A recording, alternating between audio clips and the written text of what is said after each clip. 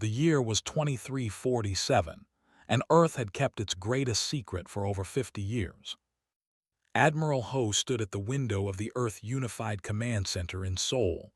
The city stretched below him, lights twinkling in the evening darkness. Flying cars moved silently between the tall buildings. Children played in parks. People walked home from work. None of them knew what was coming. Ho was 62 years old.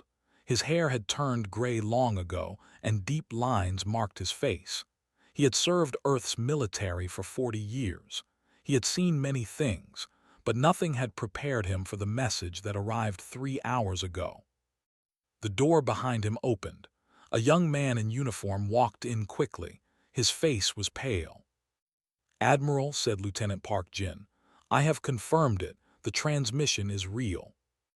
Ho did not turn around. "Play it again." Jin pressed a button on his tablet. A strange voice filled the room. It was cold and mechanical, translated by computer into Korean. "Attention, primitive species of the third planet. You have been discovered by the Dominion. Your world has been marked for integration. You will surrender all resources and population for service to the Dominion. You have 30 rotations to comply. Resistance will result in extinction." The message ended. Silence filled the room. "How many ships?" Ho asked. "Our satellites detected over 10,000, sir. They are waiting at the edge of our solar system." 10,000 ships. Ho closed his eyes. Humanity had only 300 warships. Most people on Earth did not even know they existed. For 50 years, Earth had hidden its true power from the galaxy. They had watched. They had listened. They had learned. And they had prepared. "Call Doctor," Ho said, "and gather the council. We meet in 1 hour." The command center was located deep underground. It was built to survive anything: nuclear bombs, asteroid impacts, alien attacks. The walls were thick steel. Hundreds of screens covered them, showing images from satellites across the solar system. Doctor arrived first. She was a small woman of 50 with short black hair and glasses. She wore a white lab coat covered with security badges. For 20 years, she had led Project Veil, the most secret program in human history. "I heard the message," said. Her voice was calm. "It seems our visitors have finally noticed us." "You expected this?" Ho asked. "I expected something like this. The galaxy is not a peaceful place, Admiral. We learned that 50 years ago when we first looked outward." Other people began to arrive. Leaders from every nation on Earth. Presidents, prime ministers, generals. They sat around a massive round table. Their faces showed fear, anger, and confusion. Ho stood at the head of the table. Behind him, a screen showed the alien fleet. 10,000 dots of light, each one a warship capable of destroying cities. "Ladies and," Ho began, "3 hours ago we received a message from an alien civilization called the Dominion. They have given us 30 days to surrender. If we refuse, they will destroy us." Voices erupted around the table. Some demanded immediate surrender. Others called for negotiation. A few shouted for war. Ho raised his hand. The room fell silent. "Before we decide anything, I want Doctor to explain our situation. Please." Stood and pressed a button. The screen changed. It showed a map of the galaxy with hundreds of red dots scattered across it. "The Dominion controls over 200 star systems," she said. "They are a coalition of 12 alien species. For thousands of years, they have conquered every civilization they have found. Some were enslaved. Some were destroyed. None survived as free people." She pressed another button. The screen showed images of alien creatures. They were tall and gray, with 4 arms and black eyes that held no warmth. "This is the primary species of the Dominion. We call them the. They believe they are the supreme race in the galaxy.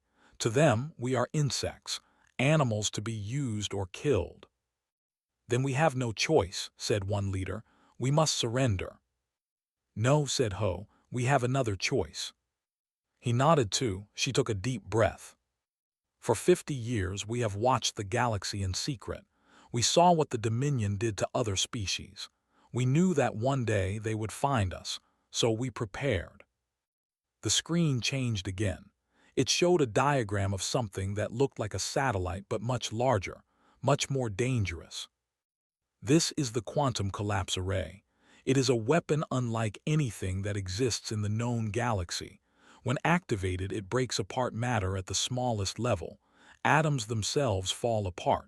There is no explosion, no fire. Things simply stop existing.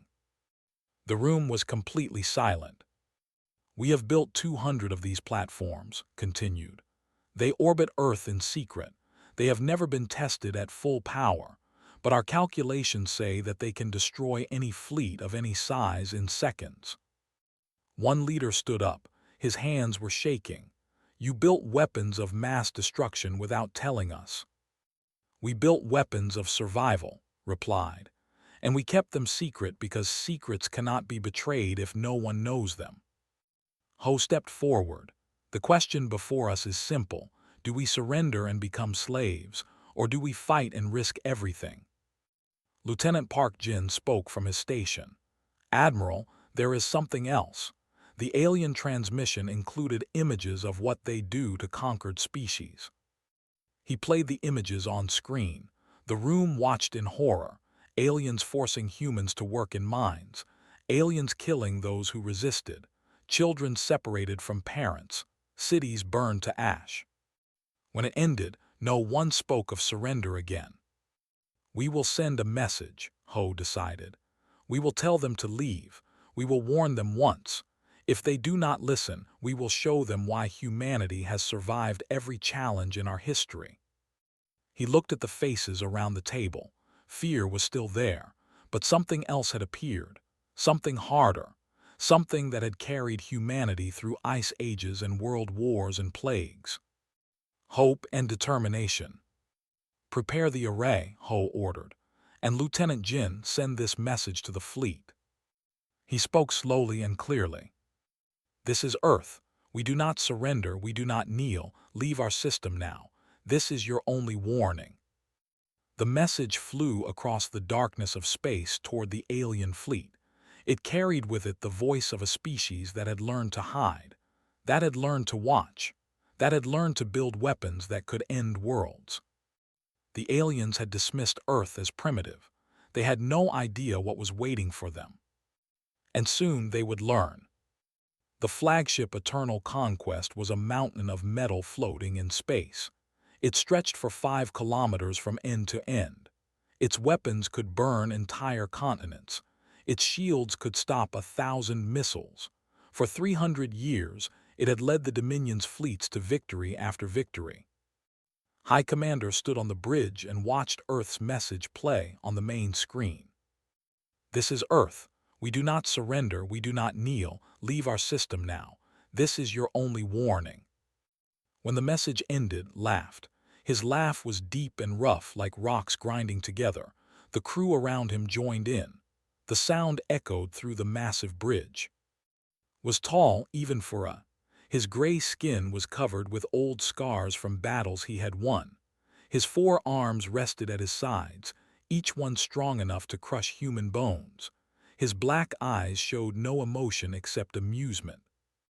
They warn us, he said. These tiny creatures with their tiny planet warn us. Tactician stood beside him.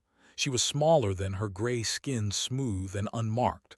Unlike she had never fought in direct combat, her weapon was her mind. She studied enemies. She found their weaknesses, and something about this enemy bothered her. Commander said quietly, "May I speak privately?" Waved his lower arms dismissively. "Speak here. Let the crew hear. What concerns you about these animals?" Hesitated. Questioning in public was dangerous, but she had served him for 20 years and her instincts had saved the fleet more than once. Our sensors have detected unusual energy readings from Earth. Their technology appears more advanced than initial reports suggested. Perhaps we should gather more information before. Before what? Interrupted. Before we conquer them, before we add another species to our collection, he turned to face her fully. I have crushed 200 civilizations. Some were stronger than these humans. Some had weapons we had never seen. All of them fell, all of them. I understand, Commander. I simply suggest caution. Caution is for the weak. Turned back to the screen. Send a reply. Tell them their warning amuses us. Tell them they have 20 days remaining. And tell them to send a representative if they wish to discuss terms of surrender. The message was sent. Hours passed. Then a small ship appeared on the sensors, leaving Earth and moving toward the fleet. A shuttle, reported the sensor officer. One life sign, female. Smiled. They send one female to face our fleet. Perhaps they are not entirely stupid. They know they cannot fight us. The shuttle was brought into the flagship's landing bay. Security officers surrounded it, weapons ready. When the door opened, a human woman walked out. Ambassador Bei Min was 45 years old. She had dark hair pulled back in a simple style. Her face was calm. She wore a black formal suit with no decorations except a small pin showing Earth. She looked at the aliens around her. They were twice her height. Their weapons pointed at her heart. Any one of them could kill her with a single blow. She showed no fear. I am Ambassador Bei Min of Earth, she said. I request an audience with your commander. The aliens laughed at her small size. They mocked her strange flat face and soft skin, but they brought her to the bridge where waited. He looked down at her like a giant looking at an insect. So said, "You are the voice of your planet. Have you come to surrender?" Min stood straight. She had practiced this moment for years. She had trained herself to show no emotion, no weakness. Earth was counting on her. I have come to deliver a message, she said. Earth does not surrender. Earth does not serve. You have entered our space without permission. You have threatened our people. We ask you once more to leave. Leaned closer. His breath was hot and smelled of something Min could not identify, something unpleasant. You ask us to leave. You ask the Dominion, masters of 200 worlds, to turn away from your pathetic little planet. Yes. And if we refuse? Min met his black eyes without blinking. Then you will face the consequences. This is your first and only warning. For a moment the bridge was silent, then threw his head back and laughed harder than before. The crew joined him. The sound was overwhelming. Consequences, shouted. The insect speaks of consequences. He grabbed Min by the collar of her suit and lifted her off the ground with one arm. Listen well, little human. I have destroyed species older than your entire civilization. I have burned worlds that made yours look like dust. Your warnings mean nothing to me. He dropped her. Min fell to the metal floor but stood up immediately. Her suit was torn. Her neck was bruised, but her expression had not changed. Then we have nothing more to discuss, she said. Gestured to his guards. Take her back to her shuttle, but first, he picked up a sharp tool from a nearby station. Leave a message for her leaders. The guards held Min while carved words into the hull of her shuttle with the tool. When he finished, the metal read, "Kneel or burn." Go back to your planet, told her. Tell them what you have seen. Tell them what awaits those who defy the Dominion. In 20 days we will arrive at Earth. Your species will become our property. Your children will serve us. Your cities will burn. This is the fate of all who resist. Min climbed into her damaged shuttle. As it flew back toward Earth, she allowed herself one moment of emotion. Not fear, not despair. She smiled. The aliens had done exactly what Admiral predicted. They had shown their arrogance. They had revealed their overconfidence. They had given Earth the time it needed. Behind her on the flagship, tacticians studied the shuttle's path. Something was wrong. The human ambassador had not begged, had not cried, had not shown any of the fear that every other species showed when facing the Dominion. Commander said carefully, the human's behavior troubles me. She was not afraid. Cleaned his tool and put it away. She was in shock. Humans are fragile creatures. Their minds break easily. Perhaps, but her shuttle. Our sensors detected unusual materials in its construction, alloys we do not recognize. Enough, his voice was sharp. I will not hear more doubts. The fleet moves in 3 days. We will reach Earth in 20 days, and then we will add another victory to our history. Bowed her head, as you command. But as she returned to her station, she ran more scans. The energy readings from Earth were growing stronger. Something was activating, something the Dominion had never seen before. She tried to report it again, refused to listen.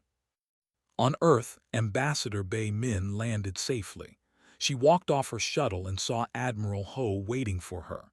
He saw the words carved into her ship. He saw the bruises on her neck. "Are you injured?" he asked. "No," she stood tall. "They are coming in 20 days. They are bringing everything they have. They believe we are helpless." Ho nodded slowly. "Good, let them believe it." He turned to Lieutenant Park Jin. "Begin evacuation protocols. Move all civilians underground, and tell Doctor to prepare Project Veil." The countdown had begun. 20 days until the alien fleet arrived. 20 days until the Dominion learned that Earth's warning was not a bluff. 20 days until the erasure. Deep beneath the surface of Earth's moon, a city of steel and light stretched for kilometers. This was Aegis Station, humanity's most secret military base. It had taken 30 years to build. Millions of workers had constructed it in complete secrecy. Here, humanity's true weapons waited in the darkness. Captain Lee walked through the main corridor. She was 38 years old with a strong build and short dark hair.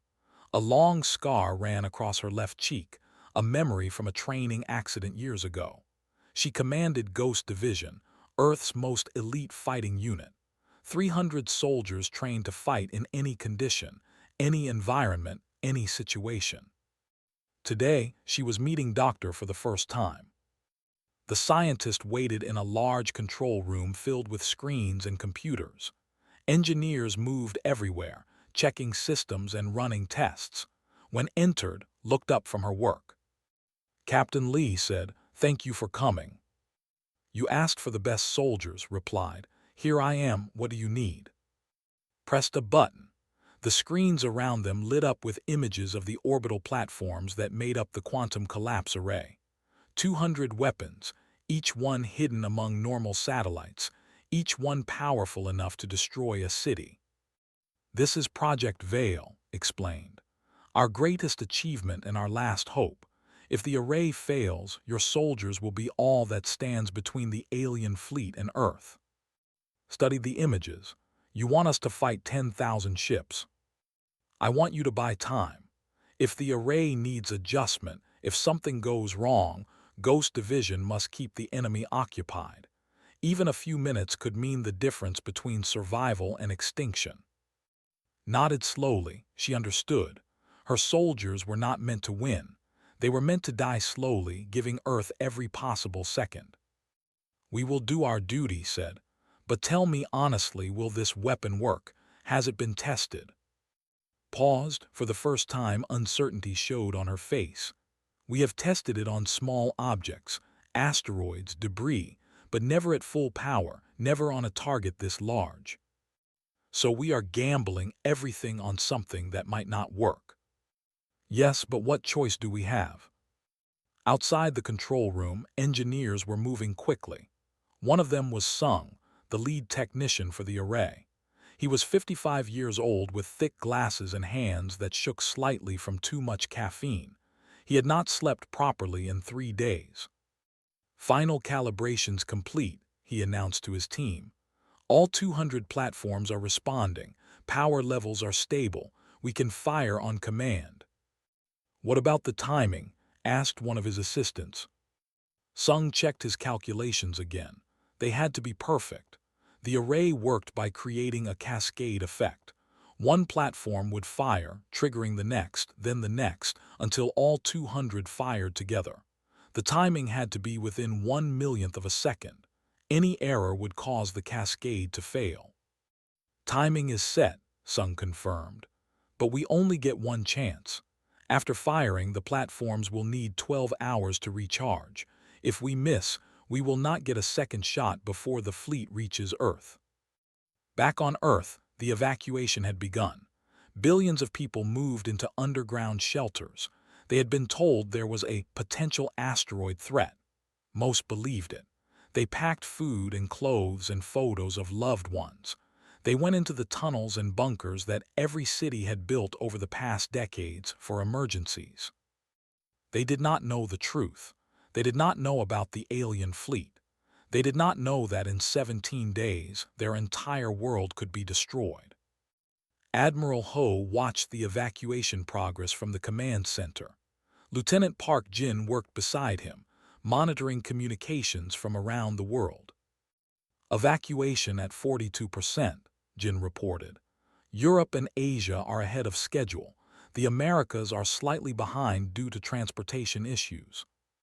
We need everyone underground before the fleet arrives, Ho said. No exceptions.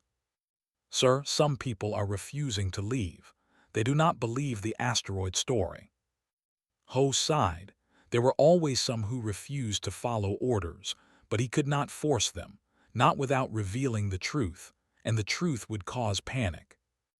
Do what you can, he said. Convince them, bribe them, but do not tell them about the aliens, not yet. Jin hesitated. Sir, shouldn't the people know, shouldn't they have a chance to say goodbye to each other, to prepare themselves? Ho turned to face the young lieutenant. His old eyes were heavy with responsibility.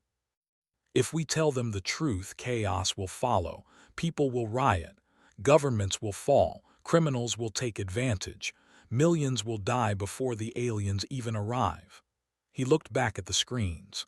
We protect them by keeping them ignorant. It is not kind, but it is necessary. Jin said nothing more. He understood even if he did not like it.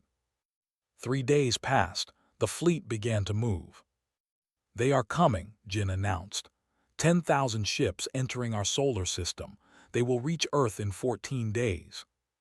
Ho straightened his uniform. It was time. He stood before a camera and addressed not just the command center, but every leader, every soldier, every person who knew the truth. People of Earth, he began. For 50 years we watched the stars and saw that we were not alone. We saw empires that conquered and destroyed. We saw species enslaved and exterminated. We knew that one day they would come for us. He paused, letting his words sink in. That day has arrived. An alien fleet of 10,000 ships is moving toward our planet. They believe we are weak. They believe we will surrender. They believe wrong. Images appeared on screens around the world's military bases. The quantum collapse array, Earth's hidden warships, the moon base and its defenses. We have prepared for this moment. We have built weapons they cannot imagine. We have trained soldiers who will fight to the last breath. And we have the one thing no alien empire has ever faced, the will to survive at any cost. In the moon base, Captain Lee and her soldiers watched the speech. Their faces were hard, determined. We extended our hand in peace, Ho continued. They spat on it. We gave them a warning. They laughed at it.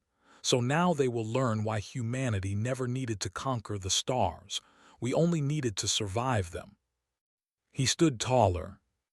In 14 days, we will face the greatest threat in human history. We may lose. We may die, but we will not go quietly. We will not kneel. And if we win, if we beat back this darkness, then the galaxy will know that Earth is not prey. We are not victims. We are survivors. The speech ended. Silence hung in the air. Then slowly soldiers began to cheer. Engineers clapped. Leaders nodded with grim respect. On the moon base, Sung made one final adjustment to the array. His hands were steady now. Fear had been replaced by purpose. Captain gathered her soldiers. You heard the Admiral. We are the last line. If the array fails, we fight. We fight until we have nothing left. Are you with me? 300 voices answered as one. Yes, Captain. In the command center, Lieutenant Jin sent one more message toward the alien fleet. Earth's final warning. This is Earth's final transmission. You have been warned twice.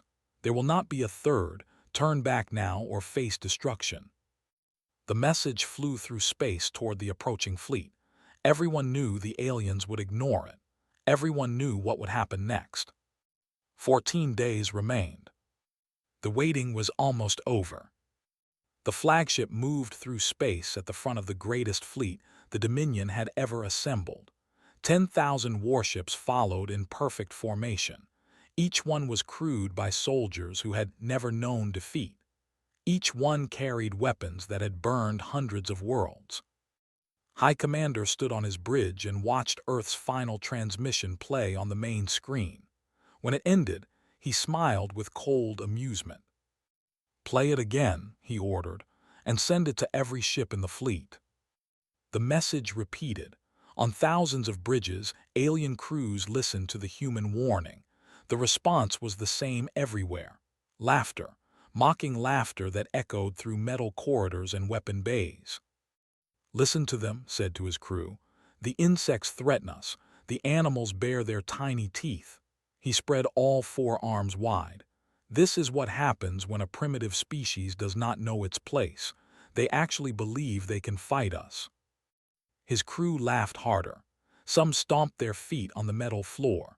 Others made rude gestures toward the distant blue planet on their screens. Tactician did not laugh.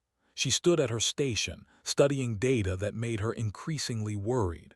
Over the past 2 weeks, Earth's energy readings had grown stronger and stronger. The planet's defenses were activating. Something was powering up. "Commander," she said quietly approaching, "I must speak with you." His good mood faded slightly. "More concerns, Tactician. More warnings. I thought I told you to keep your fears to yourself." "You did, Commander, but I cannot remain silent. The data is clear. Earth possesses technology far beyond what we expected. Their energy output rivals some of our most advanced systems. Whatever weapon they are preparing, it is not primitive." Grabbed her shoulder with one of his upper arms. His grip was tight enough to bruise. "I have heard enough. Every species we conquer tries to frighten us with talk of secret weapons. Every species fails. The humans are no different." "But Commander—" "Enough!" His voice thundered across the bridge.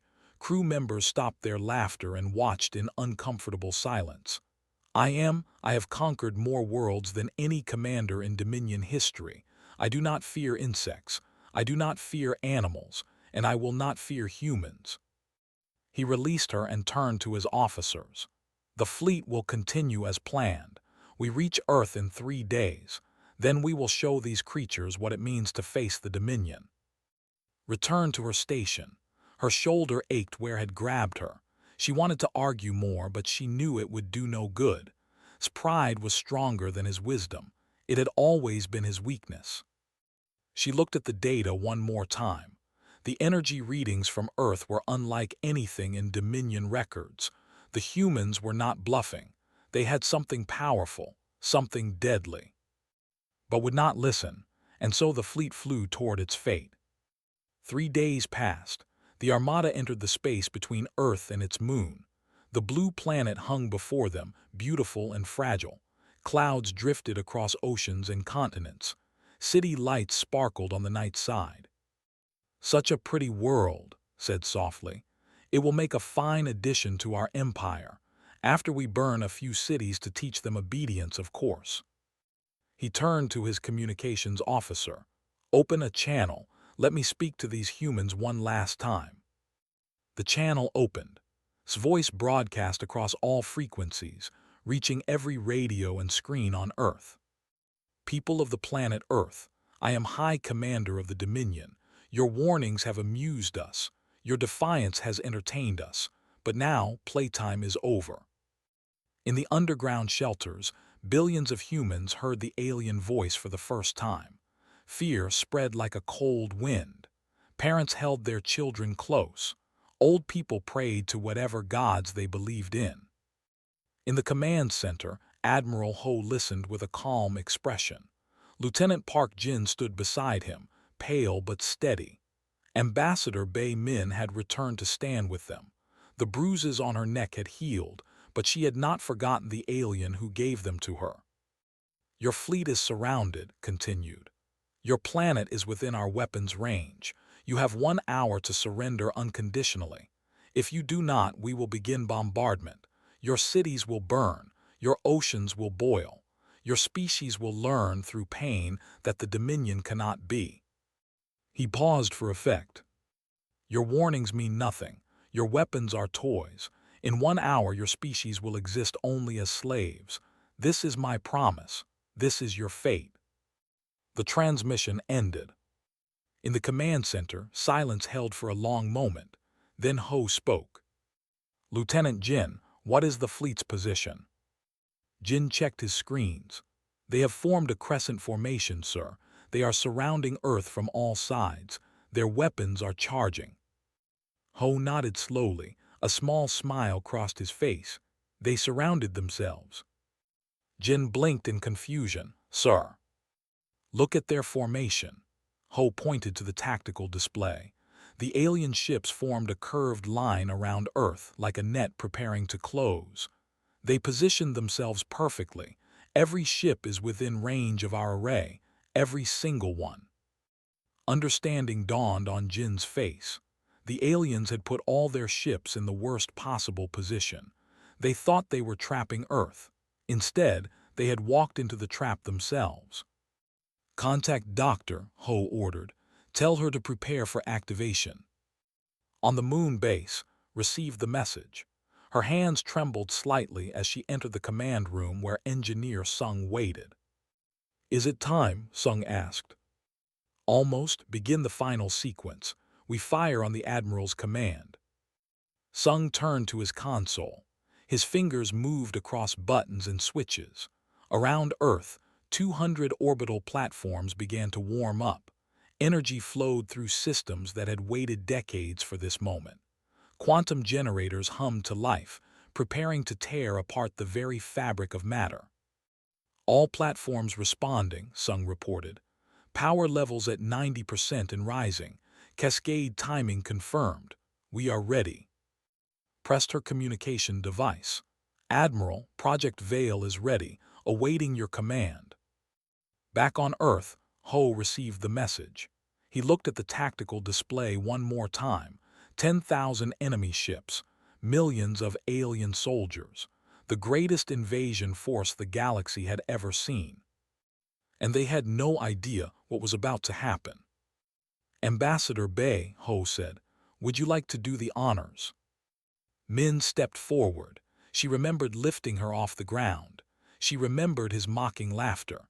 She remembered the words carved into her shuttle, "Kneel or burn."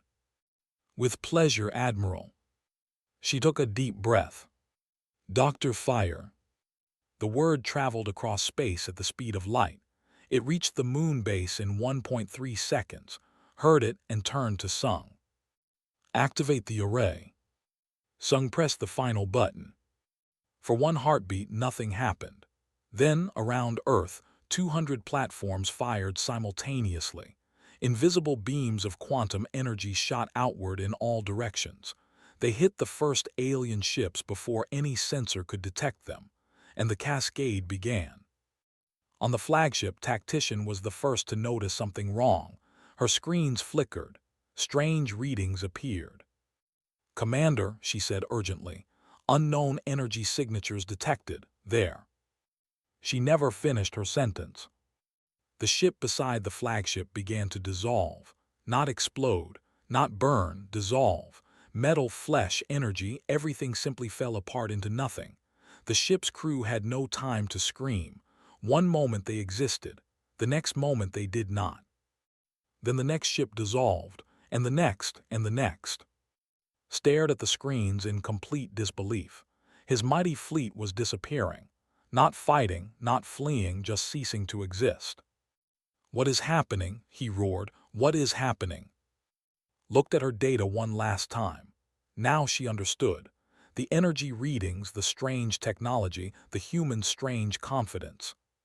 "They were never prey," she whispered. Those were her last words. The quantum wave reached the flagship, had exactly 2 seconds to feel something he had never felt in 300 years of conquest. Terror. Then he, his ship, and his entire fleet became nothing. The silence was the strangest part. In every war in human history there had been noise. Explosions, screams, the crack of weapons and the crash of falling buildings. War was loud, war was violent, war was chaos. This was none of those things. Lieutenant Park Jin stared at his screens in the command center. His hands were frozen over his controls. His mouth hung open. Around him, officers and technicians stood in the same shocked stillness. Where 10,000 alien warships had floated just 11 seconds ago, there was nothing. Not wreckage, not debris, not even dust. The space around Earth was empty, as if the fleet had never existed at all. Admiral Jin said, his voice barely a whisper, "They're gone." Ho stood at the center of the room, his old face showing no surprise. He had seen the calculations. He had known what the array could do, but knowing was different from seeing. "Confirmed?" he asked. Jin ran scan after scan. His instruments searched every frequency, every wavelength, every possible method of detection. They found nothing. No life signs, no metal, no radiation, no heat. "Confirmed, sir. The entire fleet has been destroyed, total erasure. Time elapsed, 11 seconds. 11 seconds, 10,000 ships, millions of alien soldiers, gone in the time it takes to draw a breath." On the moon base, Doctor watched her screens with tears running down her face. The array had worked. 20 years of work, of sacrifice, of secrecy, and it had worked perfectly. "Cascade complete," Engineer Sung reported. His voice was shaking. "All platforms powered down successfully. Beginning recharge cycle." "Casualties?" asked. "Checking Earth's defense satellites." Sung ran the numbers twice to be sure. "All satellites intact. No damage to orbital infrastructure. No damage to the moon base. No damage to Earth."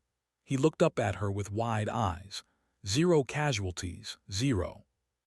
Sat down heavily in the nearest chair. They had won. They had faced the greatest military force in the known galaxy, and they had won without losing a single person. In the shelters beneath Earth cities, people did not know what had happened. They only knew that hours had passed and no bombs had fallen. No alien armies had appeared. The warnings and sirens had stopped. Slowly, carefully, they began to emerge. They looked up at the sky and saw only stars. The moon glowed peacefully. Nothing seemed different. But everything was different. Admiral Ho made the announcement himself. Every screen on Earth showed his weathered face as he spoke to all of humanity.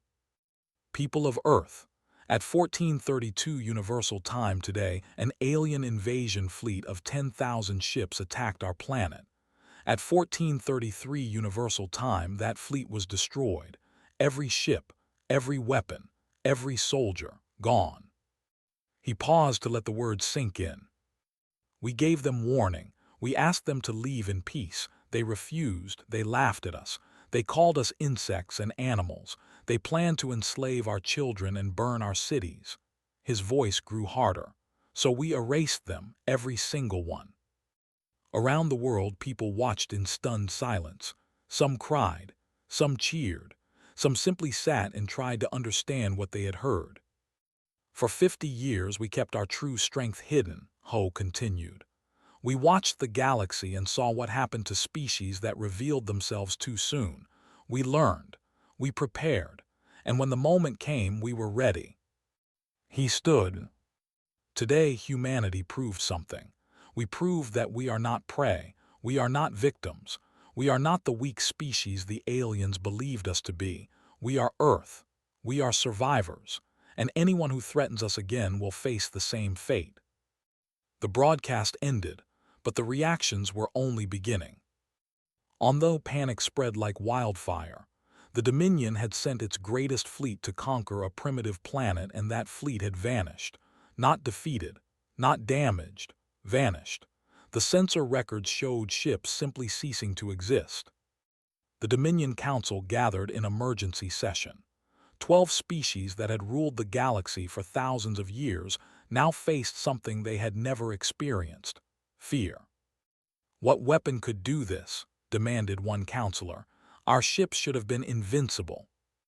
"We must attack again," shouted another. "Send more ships, destroy these humans before they destroy us." But calmer voices spoke against this. They had seen the sensor data. They had analyzed the energy signatures. Whatever the humans had, it could not be fought with more ships. "If we send another fleet, it will be erased like the first," said an elderly counselor. "And then we will have no ships left to defend our own worlds." The debate raged for hours, but in the end, fear won. The Dominion would not attack Earth again. They could not risk another erasure. On the moon base, Captain Lee stood before her soldiers. Ghost Division had prepared to fight and die. They had expected to be the last line of defense. Instead, they had watched from their screens as the array ended the war before it began. "We were ready to give everything," told them. "Remember that. Even if we did not fight today, our willingness mattered. It always matters." Her soldiers nodded in understanding. They were relieved, yes, but they also felt something else: pride. Pride in what humanity had accomplished. Pride in the strength they had built together. Ambassador Bei Min walked through the command center to stand beside Admiral Ho. The old warrior looked tired now. The weight of command had taken its toll. "It is strange," Min said quietly. "I feel no joy, only exhaustion." Ho nodded. "That is how it should be. Joy is for those who wanted war. We did not want this. We only wanted to survive." "What happens now?" "Now we rebuild. Now we decide what kind of species we want to be. Do we become conquerors like the Dominion, or do we find another path?" Min thought about this. "The aliens will fear us now. Every species in the galaxy will know what we did." "Yes, fear can protect us, but it can also make enemies." Ho looked out at the stars. "We must be careful. Power without wisdom destroys. We must have both." Days passed, then weeks. The people of Earth returned to their normal lives, but nothing was truly normal anymore. They knew now that they were not alone. They knew that dangers existed beyond their sky, and they knew that their planet possessed the power to erase those dangers in seconds. Some people were proud. Some were afraid. Some demanded that Earth use its power to conquer the galaxy as the Dominion had done. Admiral Ho rejected these calls. "We built this weapon to protect ourselves, not to rule others. The moment we become conquerors, we become no better than the enemy we destroyed." Doctor agreed. She began work on Phase 2 of Project Veil, not weapons but shields. Technology that could protect Earth and its allies without destroying. Technology that offered safety instead of death. Lieutenant Park Jin continued to monitor communications from across the galaxy. What he found gave him hope. Other species, once conquered by the Dominion, were reaching out. They had heard what happened. They wanted to know more about these humans who had stood against the Empire and won. "They are not afraid of us," Jin reported to the Admiral. "They are curious, some are even hopeful." Ho smiled for the first time in months. "Then perhaps we can build something better than the Dominion ever did. Not an empire of fear, a community of friends." It would take time. It would take trust. It would take countless conversations and negotiations and compromises. But for the first time in thousands of years, the galaxy had a chance to be something different. Earth had fired its weapon once. It had erased a fleet in 11 seconds. But its greatest victory was not destruction. Its greatest victory was the choice it made afterward. The choice to offer peace instead of war. The choice to extend a hand instead of a fist. The choice to be better than the enemy it had defeated. And somewhere in the vastness of space, species who had known only fear began to hope. Because Earth was not just powerful, Earth was merciful. And in a galaxy full of conquerors, Mercy was the rarest power of all.